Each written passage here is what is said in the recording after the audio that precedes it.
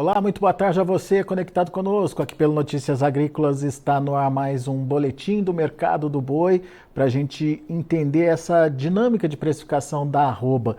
A gente vem com preços sustentados já algumas semanas já.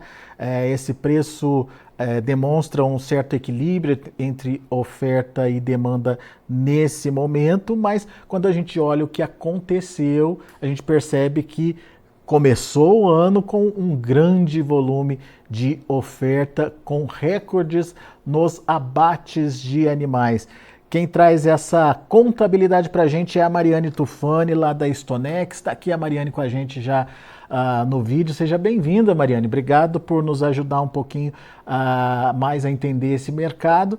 O mercado que vem batendo recorde de oferta esse ano, é isso, Mariane? Bom, primeiramente, bom dia, um prazer estar aqui com vocês novamente. E sim, né, já era uma preocupação que a gente tinha, né, justamente porque a gente ainda está aí sofrendo com a fase do ciclo pecuário, né, e janeiro nos mostrou, então, de fato, que para o primeiro, iniciando o primeiro trimestre aí do ano com um grande volume de fêmeas, né. Se a gente olhar janeiro, a gente teve aí um recorde desde 2010, tá? Em termos de abate de fêmeas, então não é uma preocupação em vão até o momento, né? Então a gente precisa se atentar aí, principalmente com essas fêmeas vindo para abate, que não corre só no primeiro trimestre, que quem sabe também no segundo, né? E justamente por um momento que a gente também está passando em relação ao clima, acho que é uma coisa que a gente também já trouxe por aqui, que são também o momento que os animais que eram para estar sendo abatidos neste momento e eles vão ser engordados tardiamente, que podem coincidir também com esse volume de fêmea sendo descartado. Então, muita atenção para esse período aí de concentração de oferta, que pode influenciar, né, nos preços que até então vem recuando de uma maneira um pouco mais tímida, não de uma forma intensa, mas a gente pode ver aí algum impacto um pouquinho maior se a demanda não corresponder a essa oferta que tem para ver. Pois é, só para entender um pouquinho melhor quando a gente fala desse recorde de abate aí. Quando a gente fala desse recorde de abate, a gente está falando no volume de total de animais abatidos. E daí você traz para a nossa conversa a participação de fêmeas. O volume de fêmeas abatido é o maior desde quando que você falou, Mariane? O que eu falei foi que o volume de fêmeas abatidas foi o maior desde 2010. Quando a gente olha para o volume total de animais, não foi o recorde, tá? Mas ele seria o segundo maior volume aí, né? Ficando só atrás de agosto de 2023, mas se a gente olhar nos últimos 5 anos, também foi um grande volume. Isso janeiro. E como é que está o comportamento de fevereiro, esses primeiros dias de fevereiro? Ainda continua essa questão da oferta?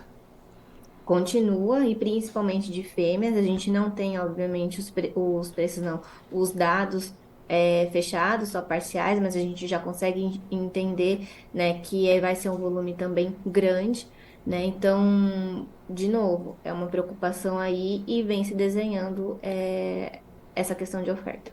Até então a gente teve uma demanda que sustentou, digamos assim, o preço, né, Mariane? O recuo diante desse tamanho de oferta até foi pequeno quando a gente analisa a mudança aí de patamar de janeiro para fevereiro.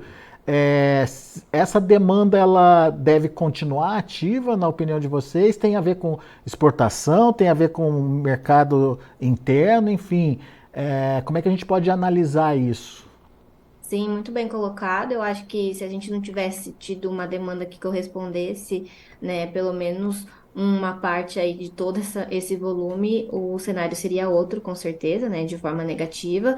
Mas já era esperado que o mercado interno não fosse de uma maneira tão intensa, dado, né? É um momento que o pessoal acaba dando uma recuada no consumo, mas o que veio de fato e foi muito interessante foram as exportações, né? A gente teve aí 14% a mais do que janeiro de 2023, então foi um mês muito interessante.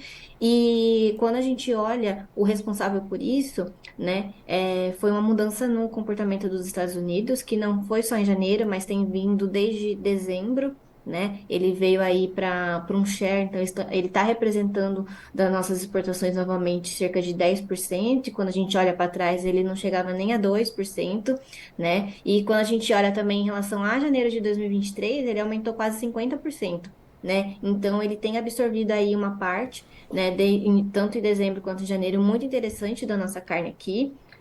Lógico, não é a maior parte, mas mesmo assim ele dá uma amortecida nesse impacto aí da oferta, com certeza. A China continua comprando bem também, né? A China, ela está num período que ela não tem feito novas compras, né? Quando a gente fala, faz alguns meses por conta do feriado dela, né? A gente tem feito embarques para eles, mas ainda representando, obviamente, mais de 50% do nosso share, né? A única questão é que ainda ocorre, né, o problema do faturamento, que a tonelada está 4.500, né, dólares a tonelada. Então, isso acaba impactando. Mas, assim que a China voltar, vamos aguardar aí em relação ao feriado deles, né? Vamos ver se ela volta aí com ímpeto ou não, né? É, Porque o é uma grande preocupação esse ano, dado a situação econômica, menor poder de compra da população chinesa. Vamos ver como que vai, se suceder aí nos próximos meses. o balanço do feriado foi positivo, né, Mariane? A gente viu notícias aqui de que o governo ficou animado com o resultado do feriado, o pessoal gastando bastante, enfim, fazendo a economia rodar por lá. Vamos ver se de fato a economia engrena e se de fato existe um apetite aí maior pelas commodities, em especial pela carne brasileira, né? Exatamente. Aí a gente teria dois players aí muito interessantes importando de nós. É. Bom, então a gente tem esse cenário. Agora, você acha que essa oferta ela tende a continuar aparecendo aí nos próximos meses, ou pode ter havido uma antecipação de oferta por conta da condição do clima, enfim, por conta de estratégia do pecuarista? O que a gente pode esperar da oferta daqui para frente? Certo.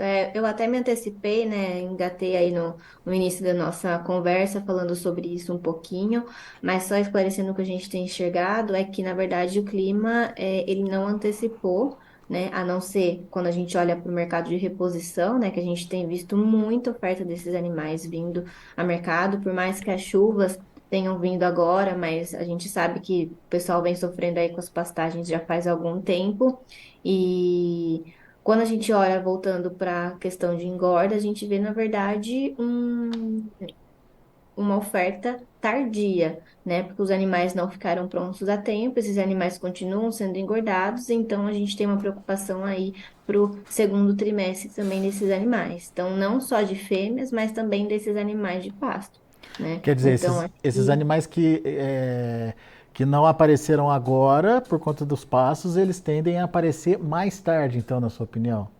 exatamente.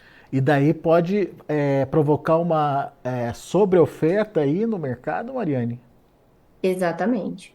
Aí a gente vai depender de novo, né, obviamente, da demanda, que se a China voltar tudo bem, voltar a comprar como de uma maneira melhor, os Estados Unidos continuar, pode ser que não haja impacto, mas a gente vai precisar da força deles, É, e contar com demanda interna só, nesse momento, não é a condição, né?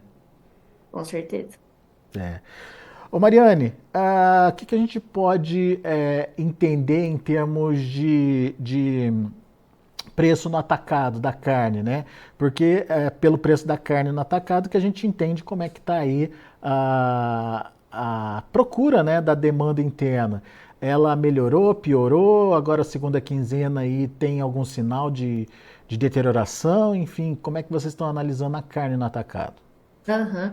A gente tem observado que ele tem ficado bem estável, então isso mostra que está bem regulado, né? A questão agora é que a gente viu nesse início de semana que recuou um pouquinho, então a gente está vendo aí por volta de 15,50, R$ 16 o quilo no atacado, e muito em função de dois fatores. É comum segunda quinzena, né, preços recuarem, mas a gente também tem a outra questão, né, que é a questão da quaresma. E se a gente olhar historicamente, sempre dá um pequeno recuo nesse período de quaresma, porque a gente sabe que dá uma recuada no consumo de carnes, né, de proteínas em geral. Então, também já é esperado esse movimento, mas por enquanto nada que preocupe de uma maneira que possa derreter o mercado em função disso. Só a gente ficar atento mesmo para não formar novos estoques, que aí sim a gente pode ver um impacto um pouco maior. Mas, por enquanto, esse é um cenário um pouco mais estável, assim. Você falou de 15,50, 16, isso o quilo, certo? E Quanto é que estava antes, só para a gente entender como é que foi essa... 16,50 perdeu em torno de R$ 1,50 a centavos 50 aí. centavos. Isso, Tá. exato. E as escalas estão evoluindo? A gente está vendo que está ficando por volta de 10 dias, né, na média Brasil, então, assim, escalas relativamente confortáveis para os frigoríficos, com exceção de Mato Grosso, que a gente tem observado que tem ficado próximo de uma semana, o pessoal tem tentado dar uma regulada nas ofertas, né, a gente nem tem tanta oferta em relação a machos, mas principalmente de fêmeas, então, quando a gente olha para as escalas, estão muito mais com esses animais do que outros, mas na média geral do Brasil é uns 10 dias, então tudo confortável para eles. Essa restrição de oferta que você citou aí é uma estratégia do produtor para tentar segurar os Não, os preços? animais ainda não estão prontos, né? É comum que esse período a gente não tenha, por exemplo, animais padrão China para ofertar, né? E aí, mais esse cenário de clima e tudo mais, a gente acaba tendo uma oferta um pouco mais baixa desses tipos de animais. Em compensação, as fêmeas passam a fazer maior participação Participação. aí nas escalas, né? Exatamente. Muito bem. Mariana, então temos dois momentos. Até aí, então, a gente conseguiu bem se adequar a esse aumento de oferta com a demanda se comportando, digamos aí, equilibradamente entre oferta e demanda, mas existe uma preocupação de uma oferta aumentando, mas daí já a partir do segundo trimestre, então, né? Isso, exatamente. Tá. E o produtor pode fazer alguma coisa nesse sentido? Pode se preparar para esse período? Tem alguma dica para ele, Mariane? Sempre, né? Acho que trabalhar o IAI é muito do que a gente faz no dia a dia aqui, né? E muitos já estão olhando para isso. É aproveitar das ferramentas futuras que a gente tem hoje, como o seguro, como as travas. Hoje tem garantido muitas margens e patrimônio com esse tipo de ferramenta. E a gente acaba saindo desses riscos que a gente coloca no mercado, e a gente enxerga no mercado, ou até mesmo riscos que não estão no nosso radar, né? Então, com certeza, utilizar dessas ferramentas, trazer para o seu planejamento e garantir rentabilidade e seu patrimônio, com certeza é uma via muito valiosa. Hoje, entre o primeiro vencimento fevereiro e o maio, que já é um momento de aumento de oferta aí por conta da degradação das pastagens, a gente tem uma diferença aí de R$ 7 no preço praticado lá na B3, né? 237 em fevereiro Exatamente. para 230 no maio. Ou seja, tudo indica uma pressãozinha acontecendo já, hein, Mariane? Exatamente. O mercado já enxerga e está precificando isso, inclusive na curva futura, esse cenário de maior oferta, né? A gente está tendo aí, a gente pode ver que basicamente abril e maio e junho estão basicamente no mesmo preço. R$ 230, é isso aí. Muito bem. Vamos continuar acompanhando esse mercado de perto. Mariane Tufani, muito obrigado aí pela participação, pelos esclarecimentos e volte sempre, Mariane. Eu que agradeço. Abraço a todos. Abraço para você, até a próxima. Tá aí Mariane Tufani Stonex analisando o mercado, lembrando que tivemos recorde de abate aí, o segundo maior volume de abate de todos os tempos aí foi no mês de janeiro. A participação, o volume de fêmeas nas escalas de abate é o maior desde 2010, quando a gente pega o mês de janeiro. Essa tendência, ela está continuando, ela está aparecendo ainda ao longo do mês de fevereiro. A nossa sorte é que a demanda, mesmo que não esteja acompanhando de perto aí essa dinâmica da oferta, ela está conseguindo ajustar o mercado, ou pelo menos enxugar esse mercado e evitando uma queda mais rápida aí nos preços da arroba. Mas a Mariane alerta para a questão do segundo trimestre, quando tecnicamente a gente vai ter um aumento de oferta de animais, aquele animal que não ficou pronto, principalmente com o atraso das pastagens, começa a aparecer no segundo trimestre e principalmente no finalzinho do segundo trimestre, onde a gente tem aí a degradação das pastagens, a necessidade do produtor de liberar os pastos também aumenta essa oferta de animais, enfim, uma pressão que pode derrubar os preços mais adiante e você, produtor rural, deve se precaver dessa tendência de baixa que a gente tem aí para o mercado, tá certo? Deixa eu passar para vocês como estão os preços lá na B3. Nesse momento, a B3 trabalha em queda. Fevereiro, R$ 237,20, queda de 0,44%. Março, R$ 234,30, queda de 0,7%.